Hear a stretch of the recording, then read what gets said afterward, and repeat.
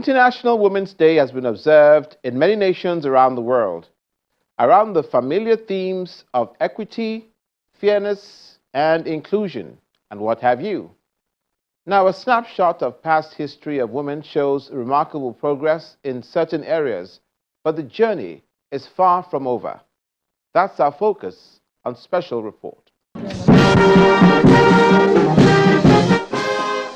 The United Nations adopted International Women's Day in 1975, hitherto proclaimed International Women's Year. The United Nations General Assembly encouraged member nations to adopt any day of the year as United Nations Day for Women's Rights and International Peace, but March the 8th has been traditionally celebrated as International Women's Day for Women's Rights and World Peace by the United Nations. And for the first time in our organization's history, we have also reached parity in international professional categories. This proves once again that systemic change is possible with concerted and determined action. Today, as part of the UN system-wide Gender Equality Acceleration Plan, I am proud to announce our commitment to the Gender Equality Clarion Call, a bold, urgent pledge to defend and advance the rights of all women and girls. The Clarion Call sets out 4 priorities. Unified leadership. All UN leaders must champion and defend women's rights in every decision and in every forum. Action against pushbacks. We must actively confront backlash, prevent rollbacks, and create spaces where women's rights can thrive. Coordinated impact, working across sectors and all levels to dismantle systemic inequalities, and protecting human rights defenders, as we will defend and amplify the voices of women on the front lines, standing firm against those who seek to silence them. In the United States, President Donald J. Trump signed an executive order on March the 6th, 2025, to protect women's sports and asked the U.S. Department of Education to launch Title IX action against federal-funded schools who refuse to uphold fair competition for female athletes, proclaiming the entire month of March 2025 in the United States as Women's History Month to celebrate women and their achievements.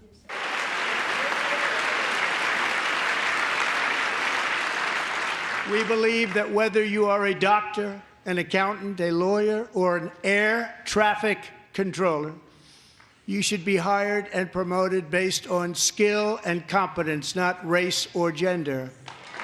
Very important.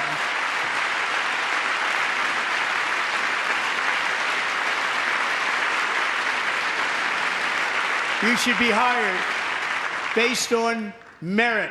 And the Supreme Court, in a brave and very powerful decision, has allowed us to do so. Thank you. Thank you very much. Thank you. We have removed the poison of critical race theory from our public schools, and I signed an order making it the official policy of the United States government that there are only 2 genders, male and female.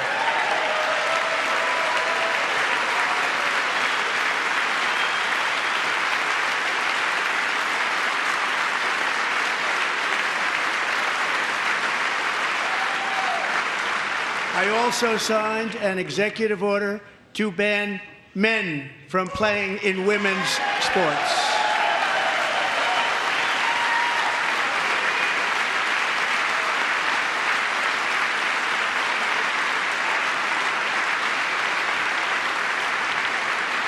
Three years ago, Peyton McNabb was an all-star high school athlete, one of the best, preparing for a future in college sports.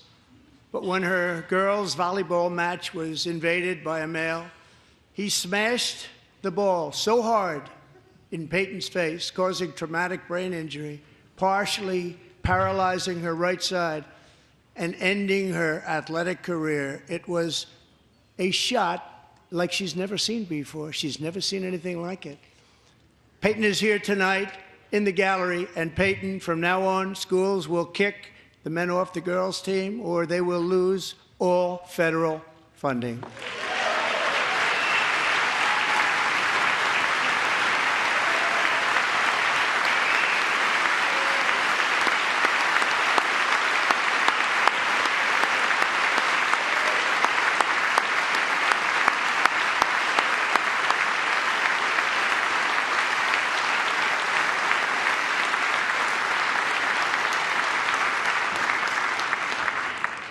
if you really want to see numbers, just take a look at what happened in the women's boxing, weightlifting, track and field, swimming, or cycling, where a male recently finished a long-distance race 5 hours and 14 minutes ahead of a woman for a new record by 5 hours. Broke the record by 5 hours. It's demeaning for women, and it's very bad for our country. We're not going to put up with it any longer. In Turkey, the biggest city there, Istanbul, witnessed a rally that had members of dozens of women's groups listen to speeches, dance, and sing. The government of President Recep Tayyip Erdogan declared 2025 as Year of the Family. In Nigeria, women were celebrated all over the nation and in Lagos, the nation's commercial capital. This year marks a pivotal moment as we celebrate the 30th anniversary of the Beijing Declaration on the Platform of Action, which was adopted all the way in 1995. You know, we all talk about the Beijing Conference in 1995. It is 30 years now of that conference in 2025, and it continues to wax stronger and stronger. And the theme, Accelerate Action, underscores the urgency of addressing the persistent inequalities and the barriers that hinder women from realizing their full potential. For us in Lagos State, we're not just echoing this theme, we're embodying it through deliberate actions and policies to ensure that we empower our women across all sectors, from expanding economic opportunity to ensuring that they have access to quality healthcare and education. Our administration continues to remain an E-for-she governor, an E-for-she government, an E-for-she public sector. We reaffirm our dedication to this and to foster inclusive environment where women are not only seen, but they are heard, and they are ensured that at all times they are equally empowered. We have made significant investment in various initiatives that are ensuring that we foster self-sufficiency, leadership, and economic participation through our various programs: Ministry of WAPA, Ministry of Youth, Wealth Creation, Climate Change, Sustainable Development, SSD, all of them in one form or the other, commerce, trade and investment, MSMEs. We are very deliberate and intentional to ensure that we change the course of women positively in Lagos. Our policies are dedicated to protecting women from all forms of gender-based violence while creating opportunity for them to assume leadership role in governance. And of course, take position, decision-making position as well. Additionally, we'll facilitate access to credit for them to enable that all our female entrepreneurs, they can grow in a sustainable manner and their businesses can flourish. I'm expecting one item that I want to show today as a demonstration of our commitment at empowering our women. Progress, they say that it requires a collective action for us to ensure that the gender equality is not just a lip service.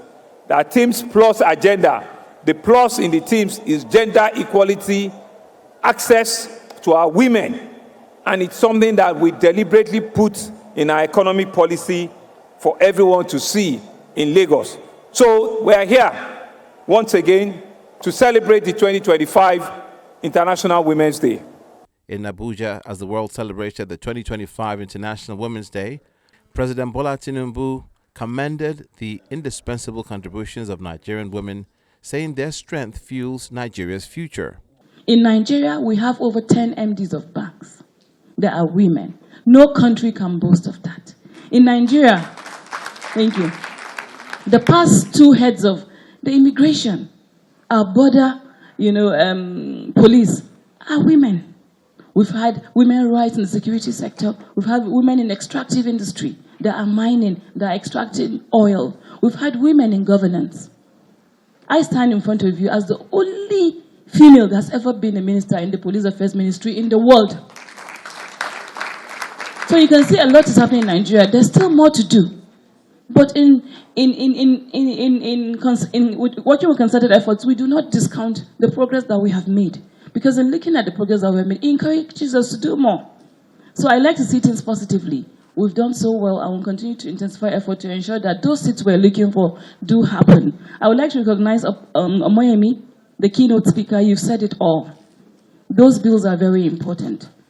I would like to also reiterate the importance of us, working on ourselves continuously, making it count, ensuring that we also learn to listen as we speak out for what we believe in.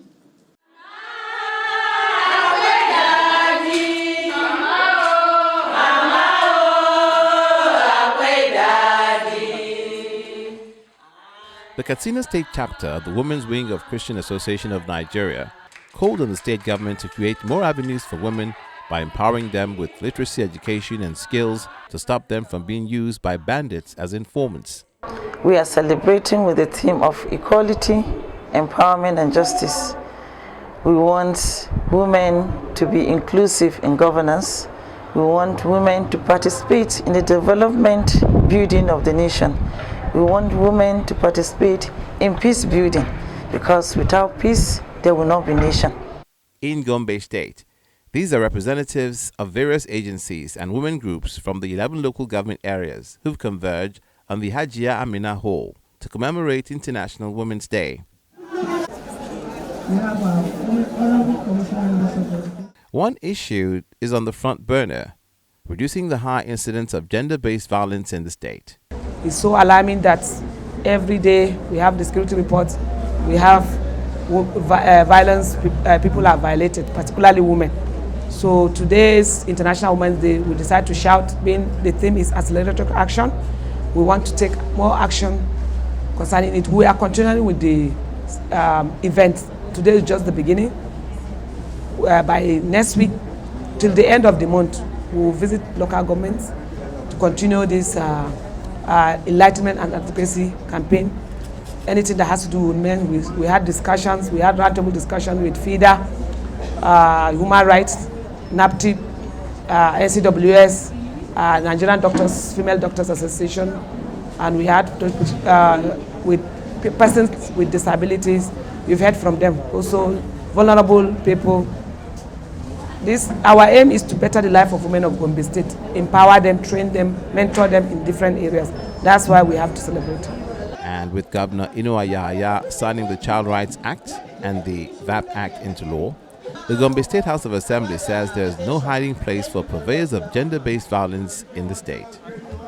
Everybody knows I'm an ambassador for he or she. We are working tirelessly to make sure this law is adhered to strictly. There are punishable measures to a person who is endorsed into practicing such acts of violence against women. We will not take it lightly. We will not spare you because you are highly positioned in society. Neither you think you are privileged of either you are wealthy or whatsoever. We will not take that lightly. And the executive governor is the kind of person that will not give down to that. He too is involved in making sure such laws of protecting women and girls come to place. Our duty is to monitor what is going on. When you go to the Women Affairs, you get source record, and our duty is that if there are organizations or a set of individuals who are proving stubborn, we'll make sure we bring such individuals to book. And some things will be, for now, I will not give you a tentative update, but I tend to provide, I will do a media broadcast to give and provide the state with a tentative number of people that were brought to book and some measures we are taking in terms of disciplinary actions. I have emphasized this to them, our readiness. Maybe that had happened in the past, but I'm assuring you, by we coming in this Sixth Assembly, and as I told you, the Assembly Governor, our hands are on deck to make sure anybody who is involved into this act will be punished accordingly. In Anambra State, in Oka, the state capital, women gathered at the Professor Dora Akinyuli Women Development Center to mark International Day of Women with prayers, cultural dances, and march past.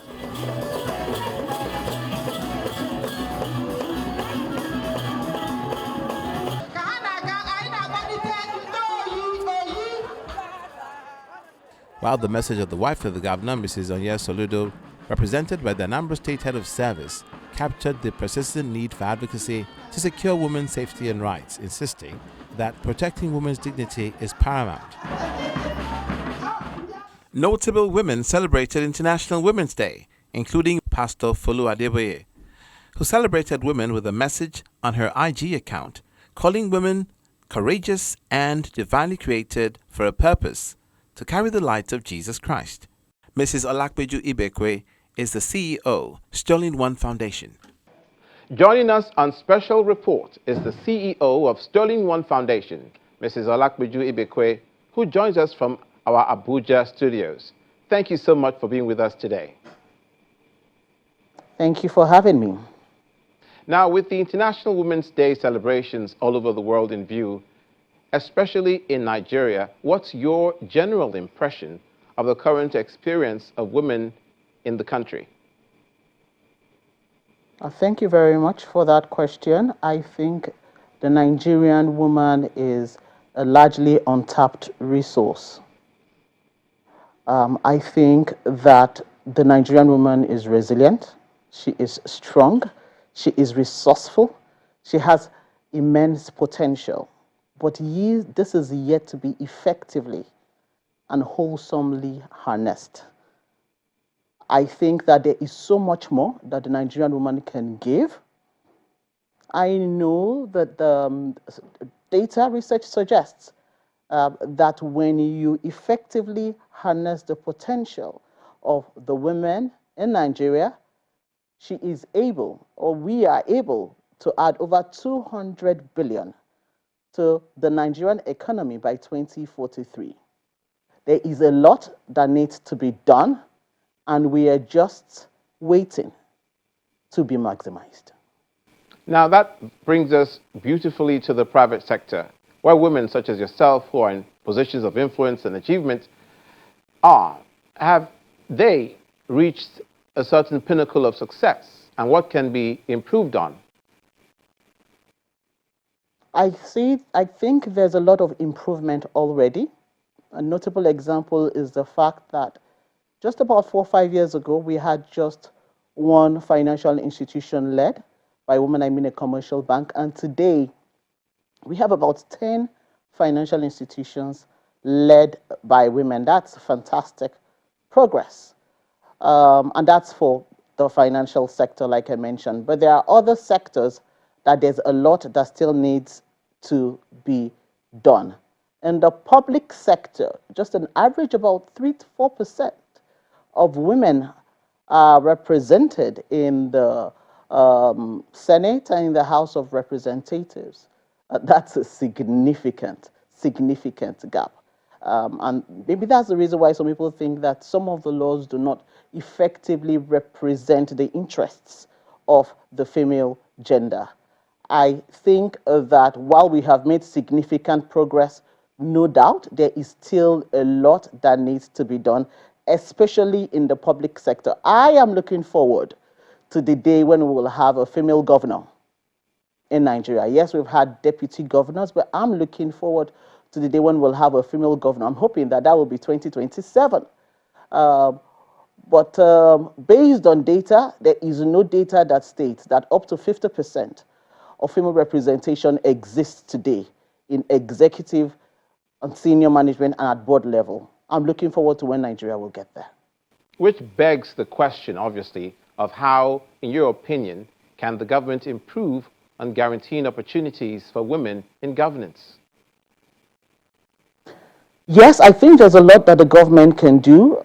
The government can implement policies and emphasis on implement, not just having those policies in place, but having the required infrastructure to ensure that those policies are mainstreamed and they are effected across not just the federal level, but the state level and the local government level, and also create an enabling environment for the private sector to also implement these policies in their own ways, tweaking it to their different unique environments, policies, and structures. That's certainly food for thought. What's your perspective on how girl-child education is important to society? It's amazing based on, okay, there are different figures, but I think based on the most recent figure, definitely we have over 10 million out-of-school children in Nigeria today, and over 60% of them are girls. Where you do not educate the girl child, you stand the risk of continuing a vicious cycle of poverty. Because where the girl child is not empowered, she is likely to lack the requisite knowledge to know how to protect herself. She's likely to either get married young, because we know we still have some form of child marriage in Nigeria, or through ignorance or something else, get pregnant while young. Of course, she's not economically empowered to be able to take care of a child and grow a family that is economically viable. So it really hurts me when I go on the streets and I see women with babies, some of them twins, begging. It shouldn't be. Not in our society, not in 2025. But this poverty will continue if the girl child is not empowered, if the girl child is not educated. You will have better health outcomes where the girl child is educated. You would have a better booming economy. I mentioned over $200 billion initially, where the girl child is properly educated. And of course, you're likely to continue growing wealth, not just for the economy, but for different families across the country. Neglecting the girl child is a very, very terrible decision, and is definitely not something we should be considering in 2025. I advocate that everyone within the public sector, private sector, intentionally invests in the girl child. Ensure that every girl child gets the right education, such that we will have healthier mothers, reduced unnecessary, avoidable maternal mortality. Today, Nigeria has one of the highest statistics in Nigeria. It's also because the girl children, they are not being educated. That statistic can reduce when the girl child is properly educated. We will definitely have better women, better equipped women, better knowledgeable women in the leadership, and of course, a better society. Finally, and if you can, in just a moment, tell us, in your view, women face challenges to compromise their morality or integrity for success, whether it be in the universities or places of work or business. How can this be addressed? I personally think that problem starts from the home. You know, there's this adage that says that charity begins at home. When we were growing up, there was something we knew that simple home training. You do not collect money from strangers. You greet your neighbors, all those things where the community raises the child. For women to be tempted or to compromise their morality, it shows that there's something wrong with their moral convictions.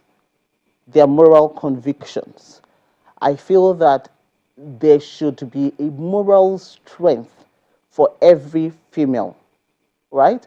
I know these temptations exist in different forms. So this call is not just for the female, but also for the male.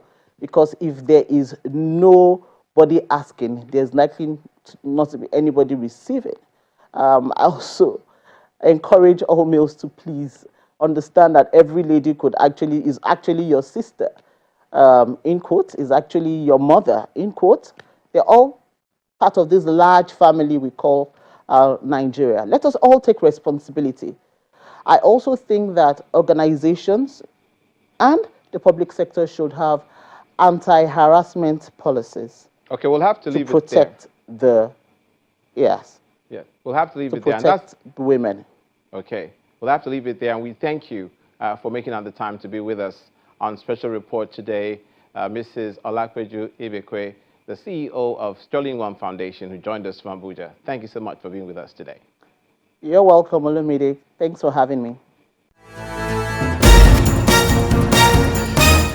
A gender utopia will be fairness between the sexes, taking into account culture, religion, and tradition on which nations are built.